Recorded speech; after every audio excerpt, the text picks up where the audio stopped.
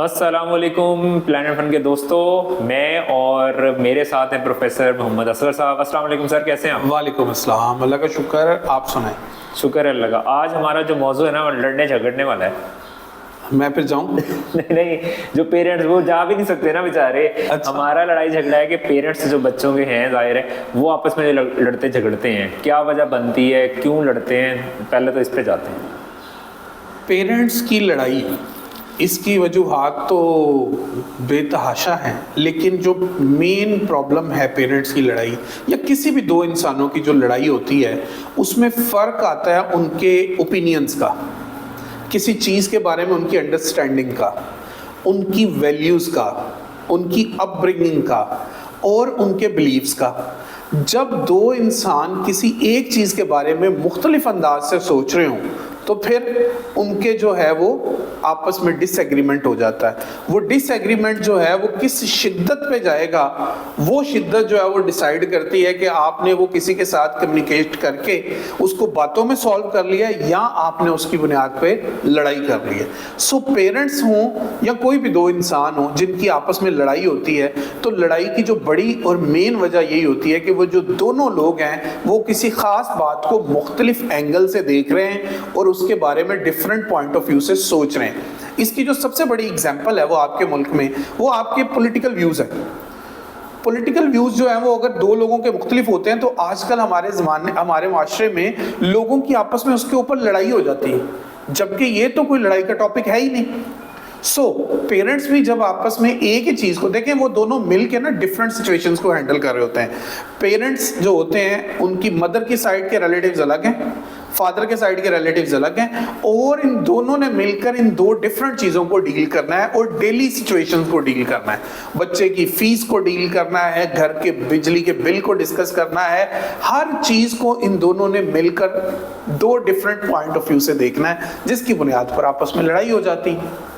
सही हो गया। तो अब अगर लड़ाई हो ही रही है तो बच्चे कर कुछ नहीं सकते, तो डेफिनेटली इफेक्ट तो हो ही रहे होंगे ना कि पेरेंट्स लड़ रहे हैं और वो कुछ कर भी नहीं सकते। देखें जी, अगर आप ये कहें ना कि पेरेंट्स की लड़ाई से कौन इफेक्ट नहीं होता, तो वो अगर हम निकालें किसी भी स्टडी से तो वो सिर्फ पेरेंट्स ही होते हैं जो इफेक्ट नहीं होते, जो बाद में एक कप चाय बनाते हैं, एक दूसरे को पकड़ाते हैं और फिर ठीक हो जाते हैं। एवरीडे वाली या सादा?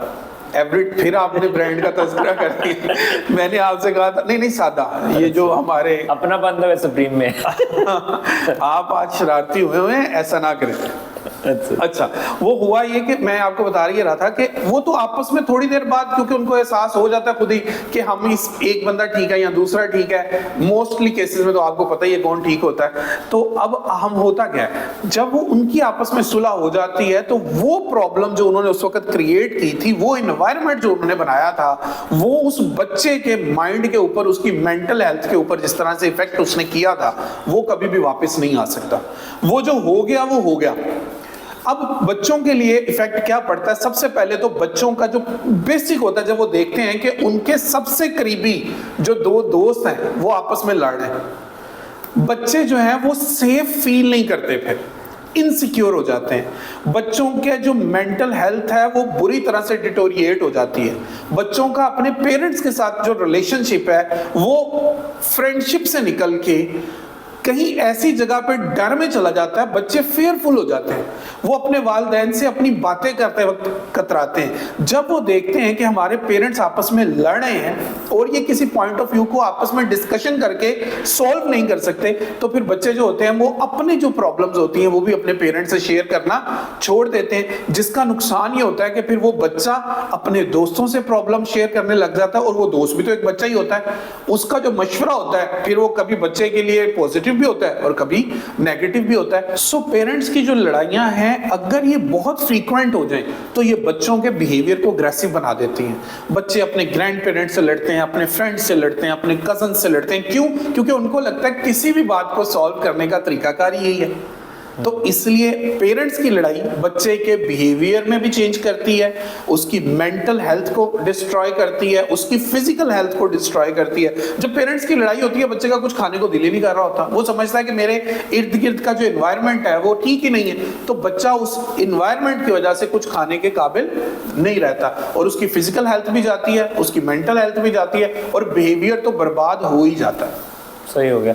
अच्छा, इसके अंदर ये देखें कि जब टाइम्स ये भी होता है, पेरेंट्स जब लड़ रहे होते हैं तो कुछ बच्चे छोटे हैं और कुछ थोड़े से मतलब एल्डर हैं। सो जो एल्डर बच्चा है वो तो सिचुएशन को समझता है कि यार ये हो जाती है, सही भी हो जाती है।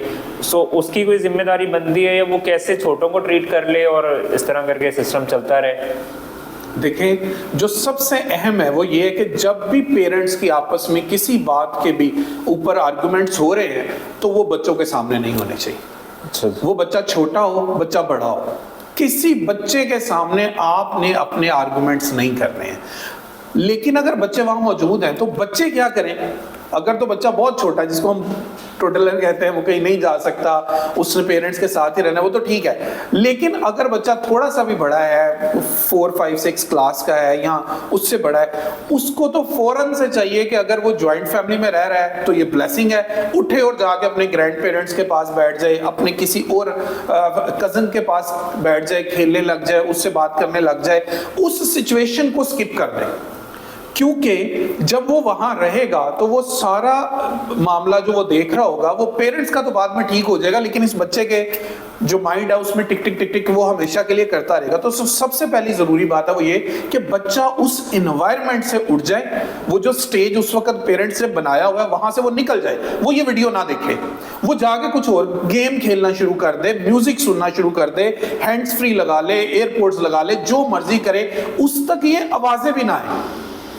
जब बच्चा इस सिचुएशन से उठ के चला जाएगा, आफ्टर सम टाइम सारी सिचुएशन नॉर्मलाइज हो जाएगी। हमारी मोस्टली लड़ाइयां जो है ना, जो पेरेंट्स की लड़ाइयां हैं या जिनको हम कहते हैं हस्बैंड वाइफ की जो लड़ाइयां हैं, ये सारी जो है वो 5 to 15 मिनट्स तक होती हैं। उसके बाद जो है वो सिचुएशन जो है वो डिफ्यूज हो जाती है। सो बच्चों को चाहिए कि वो इतनी देर के लिए उस इन्वायरमेंट को स्किप करें और जाके म्यूजिक सुन लें, गेम खेल रहे हैं, कजन से मिल लें, और ज्वाइंट फैमिली में है तो कोई और रिलेटिव जो है उनके साथ रहते हैं, उनके पास जाके अपना टाइम स्पेंड करें। ना पेरेंट्स की होने वाली लड़ाई का किसी से तस्करा करें, बल्कि उस सिचुएशन को अपने ज़हन से निकाल दें। अच्छा, जैसे आप भी कह रहे हैं, और जो ज़्यादा समझदार पेरेंट्स होते हैं वो बच्चों को कहते हैं कि आप साइड पे हो तो फिर ही आर्गूमेंट करते हैं, या मतलब ऐसे जब बच्चे स्कूल गए हमेशा। लेकिन कुछ पेरेंट्स ऐसे भी होते हैं जो बच्चों को इन्वॉल्व भी कर लेते हैं। नोमी, पापा से पूछो क्या खाएंगे, पापा कहते हैं नोमी मम्मा को बता दो मैं बाहर से खा लूंगा। अब तो बच्चा इसको अवॉइड कर ही नहीं सकता, उसको तो आप सिचुएशन में देखिए, ये तो फिर आपने बच्चे के ऊपर एक बर्डन डाल दिया ना, उस बच्चे के ऊपर जिस बच्चे को अभी इस सिचुएशन का अंदाजा भी नहीं है। तो आपने जब भी इस तरह की सिचुएशन में बच्चों को इन्वॉल्व किया, यकीन करें आप बच्चों के साथ ज्यादती कर रहे हैं, और बच्चों के साथ ऐसी ज्यादती करने वाले पेरेंट्स जो है वो बाद में पछताते हैं कि हमें ये नहीं करना चाहिए था। क्यों?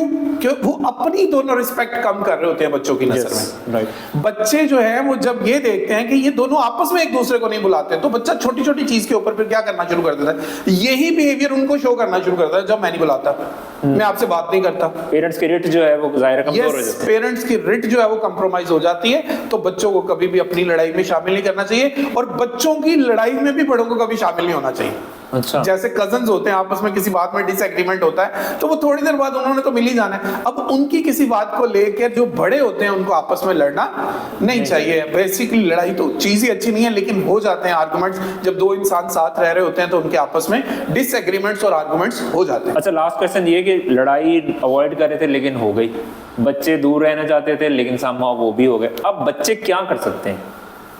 बच्चे क्या कर सकते हैं? सफारतकारी कर सकते हैं। सफारतकारी सबसे बड़ी तो यही हो सकती है कि वो इन दोनों को जब ये ठंडे हो जाएं, जब इनका गुस्सा कम हो जाए, जब इनकी लड़ाई खत्म हो जाए, तो वो आप उनको ये बताएं कि आपके ये जो 10, 15, 5, 7 मिनट थे, इन्होंने मुझे किस तरह इफेक्ट किया है। मैं किसी चीज पे फोकस नहीं कर पा रहा, मैं कुछ पढ़ना चाह रहा हूं तो मेरे ज़हन में वही चीजें आई जा रही हैं, मैं कुछ सोचना चाह रहा हूं, मैं कुछ करना चाह रहा हूं, तो मेरे लिए वो काम करना इतना मुश्किल हो गया है, क्योंकि मेरे जो सबसे दो लवेबल पर्सन्स है वो आपस में लड़ रहे हैं, वो परेशान है। तो उस परेशानी ने फिर मुझे भी अपने अंदर ले लिया है। इसलिए जब वो ये कम्युनिकेट करेगा तो पेरेंट्स माइट भी ये सोचे कि हमारी वजह से हमारा बच्चा परेशान हो रहा है। एक जानने वाले फैमिली फ्रेंड्स हैं, उन्होंने जब लड़ना होता है वो किसी रेस्टोरेंट या पार्क चले जाते हैं ताकि बिल ना देना पड़े। नहीं, ताकि बच्चों को कोई आवाज ना आए, मतलब किसी भी बात पे उनकी कोई डिसएग्रीमेंट होना होता है तो वो कहीं बाहर जाके लड़ते हैं। तो ये मैं उनकी इस राय से बड़ा इत्तेफाक करता हूँ कि ठीक है।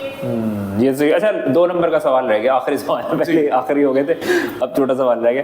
खुदा न खास्ता अलहदा ही हो जाते हैं पेरेंट्स, एक टाइम आता है, ऐसे केसेस हैं माशरे के अंदर जब हो जाते हैं।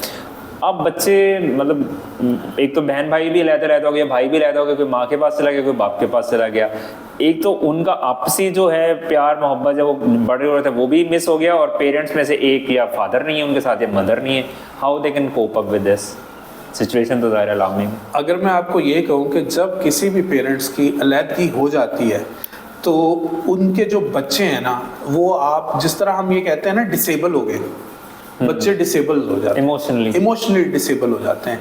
यकीन करें अल्लाह ताला ने ये शादी का जो ताल्लुक बनाया है, ये रिश्ता जो बनाया है, इसमें फादर की साइड पे कुछ और जिम्मेदारियां भी हैं, फ़राइज़ भी हैं, हकूक भी हैं, और मदर की साइड पे भी कुछ फ़राइज़ हैं, कुछ हकूक हैं, ये सब कुछ है। जब ये दोनों अलग हो जाते हैं उसके बाद वो जो बच्चे हैं वो एक साइड से डिसेबल हो जाते हैं इमोशनली, और वो हमेशा मिस करते रहते हैं। या आप उनके अंदर एक ऐसा जज्बा पैदा कर देते हो कि वो नेगेटिव जज्बा होता है कि आप दूसरे बंदे से नफरत पैदा कर देते हो, वो नफरत में भी उसको सोची जा रहा है, तो फिर क्यों ऐसा करना है? इसलिए ये किसी भी बच्चे के लिए बहुत बड़ा एक जिसको कहते हैं लॉस है कि उसके पेरेंट्स उसके साथ ना हो, जिंदगी में जिंदा होते हुए वो उसके साथ ना हो। ये वो लॉस है जो किसी के साथ नहीं होना चाहिए। अपने बच्चों के साथ रहिए, अपने बच्चों से प्यार करिए, प्लेनेट फन के साथ रहिए। आली भाई ने बहुत ज्यादा इमोशनल कर दिया। आज के टॉपिक को यहीं स्टॉप करते हैं और नेक्स्ट टॉपिक में आपसे मिलते हैं। अल्लाह हाफिज। अल्लाह हाफिज।